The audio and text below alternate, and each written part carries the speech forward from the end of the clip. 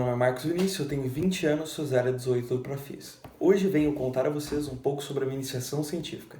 Preconceito tem cura e ela se chama educação, que conta como, se aplicada desde o início da educação primária do povo brasileiro, a teoria da complexidade de Edgar Morin, aliada à metodologia de Paulo Freire, pode diminuir os números de casos de violências com motivações homofóbicas.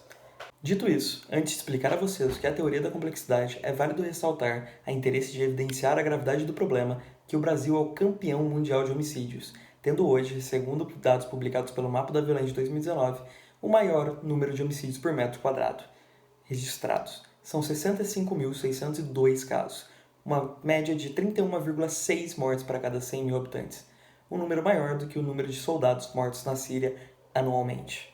Tendo isso em vista, o número de casos violentos ou homicídios se torna ainda mais preocupantes quando analisamos públicos específicos, como a população negra, a comunidade LGBT+, e as mulheres. Um exemplo disso são os crescentes casos de feminicídio e machismo registrados por todo o país. Isso acontece devido ao preconceito existente em nossa sociedade. Preconceito este que impede que a comunidade LGBT, possa, por exemplo, exercer livremente sua cidadania e viver em segurança. Este preconceito contra a comunidade LGBT+, é denominado homofobia. A homofobia é repulsa ou aversão aos homossexuais. Esta os transforma em alvos constantes de insultos, agressões físicas ou psicológicas e todos os mais variados tipos de discriminações, resultando, muitas vezes, em sua morte ou caso de agressão. Tendo somente em 2017 registrados, segundo o Disque 100, mais de 420 casos de agressão, um aumento de 65% em relação ao ano anterior. Logo, é tendo isso em vista essa triste realidade que eu, junto ao professor Venâncio Pereira Dantas Filhos, desenvolvemos essa iniciação científica. Dito isso, a teoria do filósofo francês Edgar Morin consiste em dois grandes preceitos. O primeiro, todos somos diferentes. Sentimos, choramos e vivemos de maneira diferente. E é exatamente isso, o fato de sermos diferentes, que temos em comum. E o segundo, existem três grandes interações humanas. São elas: a conversa, onde dois indivíduos expõem suas ideias, podendo ou não chegar numa convergência de uma terceira; o debate, onde uma ideia tenta prevalecer sobre a outra; e o complexo. O complexo é quando eu exponho minhas ideias e não preciso que você concorde ou que ela concorde, a gente somente se respeita. A gente vê o mundo de maneira diferente, até mesmo de uma maneira conflitante, mas ambas essas ideias, mesmo que opostas, convivem dentro da sociedade.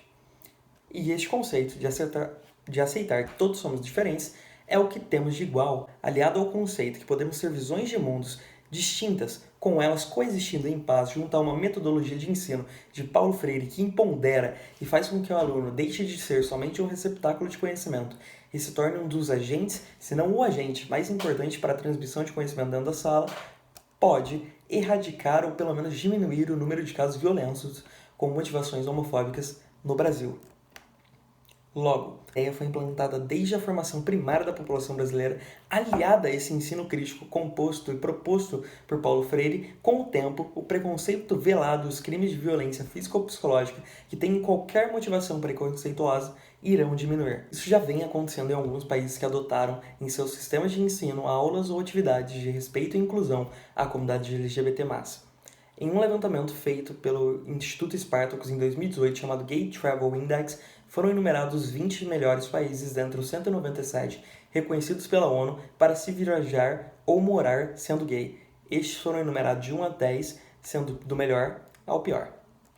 O estudo levou em consideração duas categorias para classificá-las, são elas: a categoria positiva, as leis antidiscriminação, a possibilidade de casamento de direito trans e direito à adoção; e a categoria negativa, crimes contra cidadãos LGBT, o crescimento da HIV, a proibição das paradas.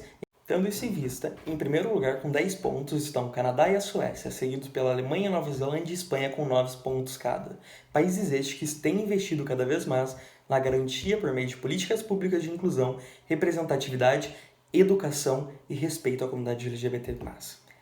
Hoje, esses países não têm somente leis para quem desrespeita ou ameaça a comunidade LGBT+, de qualquer forma, como também ajudam a propagar dentro e fora de seus territórios uma mensagem de diversidade, que a diversidade é algo normal, que deve ser abraçado e não algo perigoso, como infelizmente acontece em outros países. Portanto, a busca por representatividade e respeito à comunidade LGBT+, exemplificada neste projeto, pode sim ser alcançada por meio da educação, de políticas públicas e do endereçamento de outras leis.